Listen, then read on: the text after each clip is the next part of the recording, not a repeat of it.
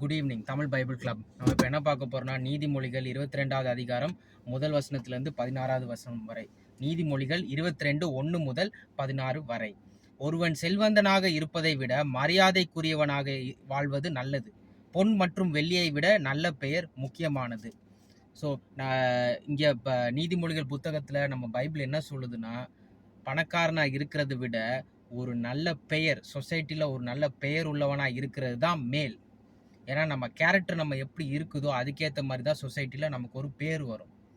ஆமாம், நம்ம நல்லவனாக இருந்தாலும் 4-5 பேர் நம்ம வேலை பார்க்குற இடத்துல நம்மளை பற்றி தேவையில்லாத கதைகள், நம்ம செய்யாத விஷயங்களெல்லாம் எல்லாம் சொல்லுவானுங்க, சொல்ல தான் செய்வானுங்க. அதை தவிர 95% சொசைட்டி நம்மளை பற்றி நல்லதாக தான் பேசுவாங்க. நம்ம நல்லவனாக இருந்தால், உண்மையிலே நல்லவனாக இருந்தால் 95% சொசைட்டியில் நம்மளை பற்றி ஒரு நல்ல ரிப்போர்ட் கண்டிப்பாக வரும். அதில் எந்த சந்தேகமும் கிடையாது. பைபிள் நமக்கு அந்த கேரண்டி கொடுக்குது. சும்மா பணக்காரனாக இருந்தால் போதும் அப்படிங்கிற ஒரு எண்ணம் நமக்கு எக்காரணத்துக்கும் இருக்கக்கூடாது. நமக்கு ஒரு நல்ல தேவனுடைய வார்த்தையின் ஞானம் நமக்குள்ளால இருந்துச்சுன்னா ஆதரவு ஆட்டோமேட்டிக்காக வரும். மக்கள்கிட்ட இருந்து மட்டும் இல்லை, தேவனிடத்து டபுள் ஆதரவு நமக்கு வரும். அதோடு சேர்ந்து அவருடைய கிருபையும் நம்ம மேலே எக்காரணத்துக்கும் 100% அழியாது. அவர் கிருபை நம்ம மேலே இருக்கும் 100%. செல்வந்தராக இருப்பினும் ஏழைகளாக இருப்பினும் எல்லாரும் சமமே, அனைவரையும் கர்த்தரே படைத்துள்ளார். நீ ஏழை குடும்பத்தில் பிறந்தாலும் சரி, பணக்கார குடும்பத்திலேருந்து பிறந்தாலும் சரி, இல்லை மிடில் கிளாஸில் பிறந்தாலும் சரி, இல்லை நீ ஃபாரின்ல உள்ளவனாக இருந்தாலும் சரி, எவனாக இருந்தாலும் சரி, ஜீசஸ் தான் எல்லாரையும் படைச்சிருக்காரு. அவர் பரலோக கேட்லேருந்து இந்தியாவிலேருந்து ஒருத்தன் வந்திருக்கான், சைனாலேருந்து ஒருத்தன் வந்திருக்கான் அப்படின்னு சொல்ல மாட்டார். இவன் என் பையன், அவன் பிசாசோட பையன், என் பையன் உள்ளவா பரலோகத்துக்கு, பிசாசு வெளியே போ அப்படின்னு சொல்லிட்டு, நீ யாருன்னே எனக்கு தெரியாது அப்படின்னு சொல்லிட்டு போயிட்டே இருப்பார். அதுவும் பர்டிகுலராக கிறிஸ்துவின் பிள்ளைய நீ துன்படுத்திருக்கியா, 100% நீ பிசாசோட பிள்ளை தான், நீ பக்கத்தில் வரவே வராதா அப்படின்னு சொல்லி, உன்னை யாருன்னே தெரியாது அப்படின்னு சொல்லி கர்த்தரே சொல்லிடுவார். ஆனால் என்ன, கர்த்தர் தான் எல்லாரையும் படைச்சிருக்காரு. ஆனால் யாரெல்லாம் அவருடைய வார்த்தைக்கு செவி கொடுக்கல, அவருடைய கட்டளைகளை கீழ்ப்படியலைன்னா, என்னதான் அவர் உலகத்தில் அவர் படைச்சிருந்தாரும் பரலோகத்துக்கு நீ வர முடியாது, நீ யாருன்னே தெரியாது அப்படின்னு சொல்லி கர்த்தர் சொல்லிடுவார். அறிவுள்ளவர்கள் துன்பம் வருவதை பார்த்து அதிலிருந்து விலகி கொள்வார்கள். ஆனால் அறிவற்றவர்களோ நேராக துன்பத்தை நோக்கி போய் அதில் சிக்கிக் கொள்வார்கள். சில பேர் அவங்க வேலையை தவிர எல்லா விஷயங்களும் பண்ணுவாங்க. அவங்களோட கடமைகளை தவிர எல்லா விஷயங்களும் பண்ணுவாங்க. அவங்க ஃபேமிலி விஷயங்களை பற்றி அவங்க ஒய்ஃப்ட்ட ஃபேமிலியில் என்ன பிரச்சனைன்னு கூட கேட்காம மற்ற எல்லாரோட பிரச்சனைகளும் எல்லார்கிட்டையும் போய் பேசுவானுங்க. அவங்கள மாதிரி ஆட்கள்லாம் அறிவில்லாதவர்கள் அப்படின்னு சொல்லி பைபிள் போட்டிருக்கு. ஸோ அறிவுள்ளவர்கள் துன்பம் வருவதை பார்த்து அதிலிருந்து விலகி கொள்வார்கள். ஆனால் அறிவில்லாதவர்கள் எங்கே தான் பிரச்சனை இருக்கோ அங்கே தான் போய் ஒரு காசிப் பேசுறது, அங்கே தான் போய் முதுகு பின்னாடி பேசுறது, அந்த மாதிரி விஷயங்களில் டீல் பண்ணி அவங்களே பிரச்சனைக்குள்ளே சிக்கிக் கொள்வாங்க. கர்த்தரை மதித்து பணி உள்ளவர்களாக இருங்கள். பணி உள்ளனா ஒரு ஹியூமிலிட்டியாக இருக்கணும். நான் தான் பெரிய ஆள் சொசைட்டியில், மற்றவனுக்கெல்லாம் வேஸ்ட்டு, ஏன்னா நான் தான் படித்தவன், இல்லை நான் தான் நிறைய சம்பாதிக்கிறேன் மற்ற ஒர்க்கர்ஸை விட, அதனால் நான் தான் பெரியவன், அவன் சின்னவன் அப்படின்னு சொல்லி யோசிக்கிறவனுக்கு எல்லாம் அவனுக்கும் என்னது, கர்த்தர்கிட்ட மதிப்பே வராது. உங்களுக்கு செல்வமும் மதிப்பும் உண்மையான வாழ்வுன்னு நினைக்கிறீங்களா, கர்த்தர்கிட்ட அவருடைய ரெஸ்பெக்ட் வரது மாதிரி பிஹேவ் பண்ணிக்கணும் அப்படின்னு சொல்லி பைபிள் நமக்கு சொல்லியிருக்கு. தீயவர்கள் பல துன்பங்களில் அகப்பட்டு கொள்கிறார்கள், ஆனால் தங்கள் ஆத்மாவை பற்றி எச்சரிக்கையாக இருப்பவர்கள் தான் துன்பங்களிலிருந்து விலகி வாழ்கின்றனர். ஸோ எவன் ஸ்மார்ட்டான ஆள்னா அவன் ஆத்மாவை காப்பாற்றி கொள்ளணும், துன்பம் செய்யாமல் அவங்க ஆத்மாவை காப்பாற்றி கொள்ளணும். அதாவது எந்த இடத்துல நான் இருந்தா நான் பாவம் செய்கிற வாய்ப்பு கம்மி, இல்லை எவன் கூட இருந்தா நான் பாவம் செய்ய வாய்ப்பு சான்ஸ் கம்மியோ, அவங்க அந்த மாதிரி இடத்துலையும் அந்த மாதிரி ஆட்கள் கூட தான் நான் இருப்பேன் அப்படின்னு சொல்லி அறிவு உள்ளவன் பிளான் பண்ணுவான் அவன் லைஃப்பை. ஒரு சில இடங்களில் நமக்கு தெரியும், இல்லை ஒரு சில அவங்ககிட்ட போனால் நான் கண்டிப்பாக நான் தப்பு பண்ணுவேன், கண்டிப்பாக நான் பிரச்சனை பண்ணுவேன், நான் தப்பாக பேசுவேன் அப்படின்னு சொல்லி அவனை அவாய்ட் பண்ணுறவன் தான் அறிவுள்ளவன். ஒரு பிள்ளைய இளமையாக இருக்கும் போதே வாழ்வதற்கான நல்ல வழிகளே அவனுக்கு போதியுங்கள், அப்போது அவன் வளர்ந்த பிறகும் தொடர்ந்து நல்ல வழியிலேயே நடப்பான். இப்போ ஒரு பில்டிங் கஷ்டப்பட்டு கட்டியிருக்கோம்னா அவன் டெடிகேட் பண்ணுறோம் பார்த்தீங்களா அந்த பில்டிங்கை, அதுக்கு ஒரு ஃபங்க்ஷன், அதுக்கு ஒரு செருமனி, அதுக்கு ஒரு ரிப்பன் கட்டிங் செருமனி எல்லாம் வைக்கிறோம் பார்த்தீங்களா. அது மாதிரி நம்ம பிள்ளைய வந்து நம்ம டெடிகேட் பண்ணணும். எதற்காக? கர்த்தருடைய வார்த்தையை கீழ்ப்படிவதற்காகவே நம்ம டெடிகேஷன் பண்ணணும் சின்ன வயசுல இருந்தே. எந்தெந்த வயசுல என்ன மாதிரி அட்வைஸ் கொடுக்கணுமோ அந்த மாதிரி அட்வைஸை கொடுத்தோம்னா அவன் நல்ல பையனாக வாழ்வான். இப்போ 1 சாமுவேல் புத்தகத்துல ஈலாயோட 2 பசங்க வந்து என்னது, ஈலை என்னதான் வந்து பாஸ்டரா இருந்தாலும் இல்லை ப்ரீஸ்டா இருந்திருந்தாலும் அவனோட 2 பசங்களுக்கும் வந்து தேவ பயமே தேவ பக்தி சுத்தமா இல்லை. ஏன்னா என்னது, ஈலைக்கு வந்து அவருடைய பாஸ்டர் கடமைகளை வந்து தனியா வச்சுட்டாரு. ஆனா பசங்களை வந்து என்னது, பசங்களை வந்து கர்த்தருக்குள்ள அவர் வளர்க்கல. அதனால அந்த 2 பசங்களும் நாசமா போயிட்டாங்க கடைசியில. ஸோ என்ன பயன்? சின்ன வயசுல உன்னுடைய பசங்களுக்கே கர்த்தருடைய வார்த்தையை சொல்லி கொடுக்கலனா மற்றவங்களுக்கு நீ அட்வைஸ் பண்ணி என்ன பயன்? அது மட்டும் இல்லாம வயசுக்கேத்த மாதிரி உள்ள அட்வைஸை நம்ம பண்ணணும். இப்போ ஒரு ப்ரீகேஜி எல்கேஜி பையன் கிட்ட வந்து நம்ம பாய் ஃப்ரெண்ட் கேர்ள் ஃப்ரெண்டை பத்தி உள்ள எச்சரிக்கையான அட்வைஸ் நம்ம கொடுக்க முடியாது. அவனுக்கு என்ன அட்வைஸ் கொடுக்கணுமோ அதுக்கேற்ற மாதிரி அட்வைஸ் கொடுக்கணும். ஏது ஒரு டீனேஜ் பையனுக்கு என்ன மாதிரி அட்வைஸ் கொடுக்கணும், டீனேஜ் பொண்ணுக்கு என்ன மாதிரி அட்வைஸ் கொடுக்கணும், அந்த மாதிரி அட்வைஸ் கொடுக்கணும். அதே சமயத்தில் எந்த மாதிரி இடத்துல என்ன மாதிரி ஸ்கூலில் போட்டால் உன் பையன் அல்லது உன் மகள் நல்லா படிப்பான், பாவம் செய்கிறதுக்கு வாய்ப்புகள் கம்மியோ அந்த மாதிரி இடத்துல கொண்டு சேர்க்கணும். இந்த மாதிரி அந்த அந்த காட்லி விஸ்டம் நம்மக்கிட்ட இருக்கணும். அது மிக முக்கியம். ஏழைகள் எல்லா செல்வந்தர்களுக்கும் அடிமையாக இருக்கின்றனர். கடன் வாங்கியவன் கடன் கொடுத்தவனுக்கு வேலைக்காரனாக இருக்கிறான். ஸோ ஏழைகள் எல்லாம் செல்வந்தர்களுக்கு அடிமையாக இருக்கின்றனர். கடன் வாங்கியவன் கடன் கொடுத்தவனுக்கு வேலைக்காரனாக இருக்கிறான். எதற்காக கடன் வாங்குறீங்க? ஒரு எமர்ஜென்சினா கடன் வாங்கலாம். ஆனால் இப்போலாம் எதுக்காக மக்கள் கடன் வாங்குறாங்க? இன்னும் பெரிய கார் வேணும், அல்லது பையனை வந்து 3வது பெஸ்ட் ஸ்கூல்ல இருந்து எப்படியாவது ஃபர்ஸ்ட் பெஸ்ட் ஸ்கூல்ல கொண்டு போடணும் அப்படின்னு சொல்லி தேவையில்லாத காரணங்களுக்கெல்லாம் எல்லாரும் இப்பெல்லாம் மக்கள் கடன் வாங்குறாங்க. தேவையில்லாத கிரெடிட் கார்டு யூசேஜ், தேவையில்லாத கடன்கள், இதெல்லாம் எப்படி கொடுக்க போறோம், எப்படி இஎம்ஐ கட்ட போறோம் தெரியவே தெரியாது மக்களுக்கு. ஆனாலும் வாங்கிறது. அதுக்கப்புறம் என்ன ஆகுது, கடன் கொடுத்தவர்களிடம் என்னது, ஒரு அடிமையாக மாறிக்கொள்கிறான். ஸோ நமக்கு என்ன இருக்குதோ அதுக்கேற்ற மாதிரி நம்ம மாடஸ்டா மேனேஜபிளா நம்ம வாழ்ந்தோம்னா நம்மளுடைய கிறிஸ்டியன் வாழ்க்கை கம்ப்ளீட்டா இருக்கும். இல்லாட்டி இதெல்லாம் தேவையில்லாத டிஸ்ட்ராக்ஷன்ஸா இருக்கும். மாசம் என்ன ஊழியம் பண்ணணும்னு யோசிப்பீங்களா, இல்லை மாசம் எப்படி இஎம்ஐ கட்டணும்னு யோசிக்க போறீங்களா? பரிசுத்த ஆவியானவர் நமக்கு என்ன வேலை இன்ஸ்பைரேஷன் கொடுத்துருக்காரோ அதெல்லாம் முடிச்சுட்டு மீதி அப்புறம் தான் மற்ற கடமைகளை நம்ம செய்யணும். வீட்டுக்கு யார் கெஸ்ட் வர்றா, இல்லை நம்ம எந்த ஃபங்க்ஷனுக்கு போகணும், இல்லை எங்கே போய் நம்ம வந்து இந்த பணத்தை கட்டணும் அப்படின்னு சொல்லி அதெல்லாம் அடுத்து தான் பார்க்கணும். ஸோ மாடஸ்ட்டாக மேனேஜபிளாக நம்ம சேலரிக்கு ஏற்ற மாதிரி என்ன லைஃப் நம்மளால் வாழ முடியுமோ அந்த மாதிரி லைஃப் தான் நம்ம வாழணும். இல்லாட்டி ஏன்னா நம்ம இருக்க வேண்டியது இயேசு கிறிஸ்து கிட்ட அடிமையாக இருக்கணும், கடன் கொடுக்குறவன்ட்ட அடிமையாக இருக்கக்கூடாது. 8வது வசனம், துன்பத்தை விதைக்கிறவன் துன்பத்தையே அறுக்கிறான், முடிவில் அடுத்தவர்களுக்கு கொடுத்த துன்பத்தாலேயே அவன் அழிந்து போகிறான். சில கம்பெனி ஓனர், இல்லை ஒரு ராஜா, இல்லை ஏதாவது ஒரு கவர்மெண்ட் அவன் துன்பத்தை வந்து விதைச்சான்னா துன்பத்தை தான் அவன் அறுக்க போகிறான். துன்பத்தை விதைக்கும் போது அவன் வந்து சிரிச்சுக்கிட்டே பண்ணிக்கிட்டு இருப்பான். மக்கள் மேலே மக்களுடைய தலைகளை மிதிச்சு ஜாலியாக இருக்கு சந்தோஷமாக இருப்பான், சிரிச்சுட்டு இருப்பான். ஆனால் what you so you will ரீப். நீ விதைத்தலெல்லாம் திரும்ப அறுப்பாய். கடைசியில் என்னது, விதைச்சவன் வந்து அழிந்து போயிடுவான். தாராளமாக கொடுப்பவன் ஆசீர்வதிக்கப்படுகிறான், தம் உணவை ஏழைகளோடு பகிர்ந்து கொள்வதால் அவன் ஆசீர்வதிக்கப்படுகிறான்.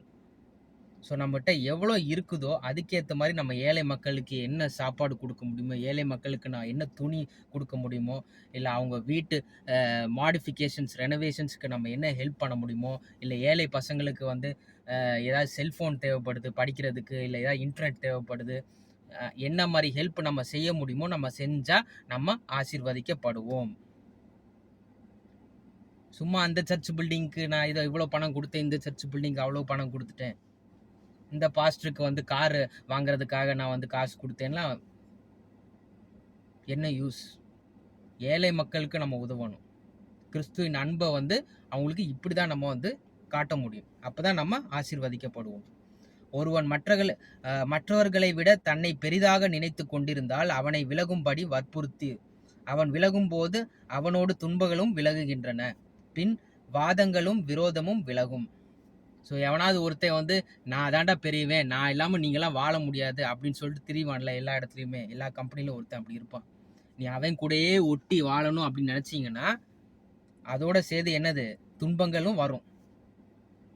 அவன்கிட்ட இருந்து எப்போ நீ விலகி போறியோ அப்போதான் துன்பங்களும் சேர்ந்து விலகி போகும். ஸோ யாரெல்லாம் கர்த்தருக்குள் கிறிஸ்துவுக்குள் தேவ பயம் உள்ளவங்களா எவன் இருக்கானோ அவங்க கூட நம்ம வந்து டைம் ஸ்பெண்ட் பண்ணணும், அவங்க கூட நம்ம கம்பெனி வைக்கணும். நீ சுத்தமான இருதயத்தையும் கருணைமிக்க வார்த்தைகளையும் விரும்புகிறவனாய் இருந்தால் அரசனும் உனக்கு நண்பன் ஆவான். தேவனை அறிகின்ற ஜனங்கள் கர்த்தர் கவனித்து காப்பாற்றுகிறார், ஆனால் தனக்கு எதிரானவர்களை அவர் அழித்து போடுகிறார். இப்போ நீ வந்து எவ்வளோ சிம்பிளான மனுஷனாக இருந்தாலும் சரி, ஃப்ரெண்ட்ஸ் இல்லாதவனாலும் சரி, இல்லை ஆதரவு இல்லாதவனாலும் சரி, எவ்வளோ சிம்பிளான லைக் நீ லைக் சொசைட்டியில் என்ன சொல்லுவான், அவனுக்கு வந்து அவன் ஒருத்தே கிடையாது அப்படின்னு சொல்லுவானுங்க. ஆனால் அந்த மனுஷன் வந்து கர்த்தருக்குள்ளே ஸ்ட்ராங்காக இருந்தால் எவனாலும் அவனை அசைக்க முடியாது, அசைக்க முடியாது. எத்தனையோ மக்கள் பிளான் போடட்டும் அவனை போட்டு தள்ளுறதுக்கு, அந்த பிளான் ஃபெயிலியர் ஆயிரும். ஏன்னா கர்த்தரே அவர் பக்கத்தில் இருக்கார். ஸோ இட் டசன்ட் மேட்டர் நம்ம எவ்வளோ சிம்பிளான மனுஷனாக இருந்தாலும் சரி, இல்லை பணம் பத்தலை, இல்லை வந்து வீடு ரொம்ப சின்னது, இல்லை ஒரு சிசிடிவி கேமரா இல்லை, ஒரு நண்பன் இல்லை அப்படின்னு சொல்லி எவனாக இருந்தாலும் சரி, ஆனால் கர்த்தருக்குள்ள அவன் ஸ்ட்ராங்காக இருந்தானா கண்டிப்பாக யாராலும் அந்த பையனை போட்டு தள்ள முடியாது. ஏன்னா அவன் கர்த்தர் பக்கத்தில் இருக்கார். சோம்பேறியோ என்னால் வேலைக்கு போக முடியாது, வெளியே ஒரு சிங்கம் உள்ளது, அது என்னை கொன்றுவிடும் என்று கூறுகிறான். சில சோம்பேறி பயல்கள் இருக்கானுங்க, வெளியே ஒரு சிங்கம் இருக்கு, வெளியே ஒரு நாய் இருக்கு அப்படின்னு சொல்லி ஏதாவது ஒரு எக்ஸ்கியூஸ் கொடுத்துட்டே இருப்பான். ஆனால் அப்படி அந்த எக்ஸ்கியூஸாலே அவன் வந்து கடைசி வரைக்கும் வேலைக்கு போக மாட்டான், கடைசி வரை அவன் உருப்பட மாட்டான். எப்படிதான் மக்களை வந்து ஏமாற்றி பணம் வாங்க முடியுமோ அந்த மாதிரி வாங்கிட்டு இருப்பான். இந்த மாதிரி நிறைய மக்கள் இப்போ இருக்காங்க நம்ம சொசைட்டியில். இவனுங்கிற மாதிரி மக்கள்னாலேயே உண்மையான பிச்சைக்காரர்களிடம் காசு கொடுக்க முடியாத சூழ்நிலைகளில் இப்போ இருக்குது. ஏன்னா இந்த மாதிரி நிறைய ஏமாத்துக்காரர்கள் இருக்காங்க. அதனால ஒருத்தன் பிச்சை எடுக்கிறான்னு வச்சுக்கோங்களேன் உங்ககிட்ட, அவனுடைய இதை பாருங்க, அவனுடைய பாடி உண்மையிலே வந்து வீக்காக இருக்கா, அவன் தொப்பை இருக்குதா, ஃபேஸ் எல்லாம் நல்லா குழு குழுன்னு இருக்கா, எல்லாம் பார்த்துட்டு நீங்கள் காசு கொடுங்க மக்களே. சும்மா ஒருத்தன் கேட்குறான் அப்படின்னு சொல்லிட்டு கொடுக்காதீங்க. ஏன்னா இந்த ஏமாத்துக்காரர்களால் உண்மையிலே கஷ்டப்படுற மக்களுக்கு வந்து இப்போ பணம் கிடைக்க மாட்டேங்குது. ஸோ இந்த மாதிரி சோம்பேறிகளுக்கு மட்டும் நம்ம என்னது ஹெல்ப்பே பண்ணக்கூடாது, சோம்பேறிகளுக்கு மட்டும் என்னது ஹெல்ப்பே செய்யக்கூடாது. விபச்சாரம் என்பது வலை போன்றது, இவ்வலையில் விழுபவர்களின் மீது கர்த்தர் மிகுந்த கோபம் கொள்கிறார். ஒன் ஆஃப் த பிக்கஸ்ட் பாவங்கிறது விபச்சாரம் தான். உன்னுடைய மனைவியை தவிர வேற யாரையும் காதலிக்க கூடாது, உன்னுடைய மனைவியை தவிர யாரையும் தொடக்கூடாது, உன்னுடைய மனைவியை தவிர யாரையும் பிரெக்னென்ட் ஆக்கக்கூடாது. அப்படி ஒருவேளை விபச்சாரம் செஞ்சீங்கன்னா தேவனுடைய ஃபுல் கோப அக்கினியும் உங்கள் மேலே விழும். இம்மிடியேட்டா நீங்கள் வந்து என்னது பாவ மன்னிப்பு கேட்க வேண்டும். ஏன்னா எப்போனாலும் நம்ம உயிர் பிரிஞ்சிடும், நம்ம விட்டு எப்போனாலும் அது போயிடும், நமக்கு தெரியாது. திடீர்னு நாளைக்கு கூட நம்ம உயிரோடு இருப்போமான்னு தெரியாது. இன்றைக்கி நம்ம விபச்சாரம் செஞ்சு நான் நாளைக்கு திருந்திக்கிறேன், நாளைக்கு நான் கர்த்தரோட வரேன் அப்படின்னு சொல்லிட்டு இன்றைக்கி நடராத்திரி நம்ம செத்து போயிட்டோன்னா தேவனுடைய ஃபுல் கோப அக்கினியும் நம்மளை நரகத்தில் போட்டு தள்ளிடும். திரும்ப திரும்ப பைபிள் நமக்கு வார்னிங் கொடுக்குது, விபச்சாரம் செய்யக்கூடாது. ரொம்ப பாவமாக இருக்குது. இப்போலாம் வந்து நிறைய பாஸ்டர்களே விபச்சாரம் செய்கிறாங்க. ரொம்ப பாவமாக இருக்குது இதெல்லாம் பார்த்தா. ஏன் பாவமாக இருக்குன்னு நீங்கள் கேட்டிங்கன்னா வந்து அவங்க தேவனுடைய வார்த்தையை தெரிஞ்சுக்கிட்டே என்னது விபச்சாரம் செய்கிறாங்க, வேற பொண்ணுகளை வந்து ப்ரெக்னென்ட் ஆக்குறாங்க, வேற பொண்ணுங்க கூட ஒரே கட்டில் படுக்கிறாங்க. இந்த மாதிரி விஷயங்கள்லாம் நடக்குது. நீதிமொழிகள் நம்மளை ஸ்ட்ரிக்டாக வார்ன் பண்ணுது, கர்த்தர் மிகுந்த கோபம் கொள்கிறார்கள். ஸோ இந்த மாதிரி ஆட்கள்லாம் நரகத்துக்கு போனப்புறம் தான் அவங்களுக்கு புரியும், ஐயோ நான் சபிக்கப்பட்டவன் அப்படின்னு சொல்லி வந்து அப்போ தான் அவங்களுக்கு புரியும். எப்படி சபிக்கப்பட்டவன், அந்த பொண்ணாலே அவங்க சபிக்கப்பட்டாச்சு. That curse will fall upon them. So நீ இவ்வளோ ஊழியம் செஞ்சு நீ கடைசியில் வந்து விபச்சாரம் செஞ்சு இப்போ கடைசியில் வந்து அந்த சாபத்தால் நீ நரகத்துக்கு போய் அப்புறம் கடைசியில் என்ன பயம், நீ ஊழியம் செஞ்சு. ஸோ நீ கிறிஸ்துவுக்குள்ளே இருந்தாலும் சரி, கிறிஸ்துவை விட்டு வெளியே இருந்தாலும் சரி, விபச்சாரம் தவறு, அவ்வளோதான், முடிஞ்சு. இல்லைப்பா நான் கிறிஸ்டியன் கிடையாதுப்பா அப்படின்னு. இல்லை, நீ கிறிஸ்டியனாக இருந்தாலும் சரி, கிறிஸ்டியனாக இருந்தாலும் சரி, விபச்சாரம் மிக தவறு. தேவனுடைய கோபம் கட்டாயம் அவர் மேல் விழும். சிறுவர்கள் முட்டாள்தனமாக செயல்களை செய்கிறார்கள். நீ அவர்களை தண்டித்தால் அவற்றை செய்யாமல் இருக்க கற்றுக்கொள்கிறார்கள். ஸோ உன்னுடைய பையனோ இல்லை உன்னுடைய மகளோ இல்லை உன்னுடைய ஸ்டூடெண்ட்ஸோ இல்லை உன்னுடைய சண்டே ஸ்கூல் ஸ்டூடெண்ட்ஸோ யாராக இருந்தாலும் சரி, தவறு செஞ்சால் தட்டி கொடுக்காத முதுகில், ஏய் சூப்பர் சூப்பர், வேற லெவல்டா வேற லெவல்டா அப்படின்னு சொல்லி கொடுக்காம தண்டிக்க வேண்டும். அது மிக முக்கியம்.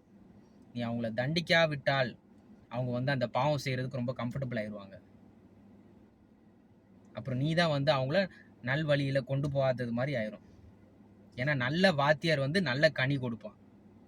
உன்னுடைய ஸ்டூடெண்ட்ஸ் உன்ன மாதிரி பாவம் செய்யாமல் இருந்தால் அந்த அந்த நல்ல கனி, அந்த நற்கிரி உன்னுடைய அக்கௌண்ட்டில் சேரும். பரலோகத்தில் நமக்கு ரிவார்ட்ஸ் அதில் சேரும். ஸோ அதனால் அவன் சிறு பிள்ளைகளுக்கு ஏதாவது தவறு செஞ்சால் தண்டிப்பதற்கு பயப்படாதீங்க. கண்டிப்பாக தண்டனை கொடுக்கணும். நீ செல்வந்தனாகும் பொருட்டு ஏழைகளை துன்புறுத்துவதும் செல்வந்தர்களுக்கு அன்பளிப்புகளை கொடுப்பதும் ஆகிய 2 செயல்களும் உன்னை ஏழையாக்கும். ஒரு சில பேர் ஒரு மிடில் கிளாஸ் ஆளாவே இருப்பான். ஆனால் வேணுன்ட்டே ஒரு பணக்காரனுக்கு காசு கொடுப்பான். பணக்காரனுக்கு ஏதாவது நல்லது செஞ்சுட்டே இருப்பான். அது கண்டிப்பாக நல்ல எண்ணத்தில் கிடையாது. அண்ட் நீதிமொழிகள் புத்தகம் என்ன சொல்லுது? அந்த மாதிரி ஆள் கடைசியில் என்னது, ஃபுல் ஏழை ஆயிடுவான். ஒரு பணக்காரன்ட்ட நீ ஏதோ பிரைப் கொடுத்து நீ ஏதோ வேற ஒரு விஷயத்துக்காக நீ கொடுத்துட்டு இருக்கன்னு வச்சுக்கோங்களேன். அது நல்ல எண்ணத்தில் நீங்கள் கொடுக்கல, கடைசியில் நீ தான் ஃபுல் ஏழை ஆகுவ.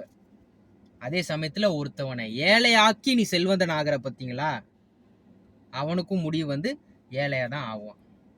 ஸோ பல அட்வைஸ் நமக்கு இந்த சாப்டரில் நமக்கு கிடச்சிது. ஸோ மெயின் பாயிண்ட்ஸ் என்னது, நமக்கு ஒரு நல்ல கேரக்டர் இந்த உலகத்தில் இருந்துச்சுன்னா அந்த சொசைட்டி நம்மளை பற்றி நல்லது தான் பேசும். நம்ம செத்து போனதுக்கப்புறமும் என்னது, நம்மளுடைய பெயர் புகழ் இட் வில் பி ஒரு பர்மனெண்ட்டாக மக்கள் ஞாபகத்தில் வச்சுருப்பாங்க. கேட்டால் இவனை பற்றி, அவர் இறந்து போனார்ல, அவரை பற்றி என்ன சொல்லுவீங்கன்னா அவங்க கரெக்டாக பேசுவாங்க அவங்கள பற்றி. அண்டு நம்ம தேவனுடைய வார்த்தை ப்ளஸ் தேவனுடைய அன்பு நமக்குள்ளே இருந்துச்சுன்னா தேவனுடைய கிருபை கண்டிப்பாக நம்ம மேலே அவருடைய ஃபேவர் கண்டிப்பாக நம்ம மேலே இருக்கும். அண்ட் சின்ன பிள்ளைங்கள சின்ன வயசுலேருந்தே அவங்களுக்கு ஏற்ற மாதிரி அட்வைஸ் கொடுக்கணும். அவங்க வயசுக்கு ஏற்ற அட்வைஸ் கொடுக்கணும். என்னென்ன வார்னிங்ஸ்லாம் வரும், இந்தந்த வயசில் இந்தந்த ப்ராப்ளம் வரும் அப்படின்னு சொல்லி ஃபஸ்ட்லேருந்தே நம்ம அவங்களுக்கு காட்லி அட்வைஸ், காட்லி விஸ்டம் கொடுக்கணும். விபச்சாரம் செய்யக்கூடாது. அண்ட் ஒருத்தவனை ஏழையாக்கி நம்ம பணக்காரன் ஆகக்கூடாது. அண்ட் தாராளமாக கொடுப்பவன் ஆசீர்வதிக்கப்படுகிறான். ஸோ இதெல்லாம் தான் இம்பார்ட்டன்ட் பாயிண்ட்ஸ் இந்த அதிகாரத்தில். ஆமேன்.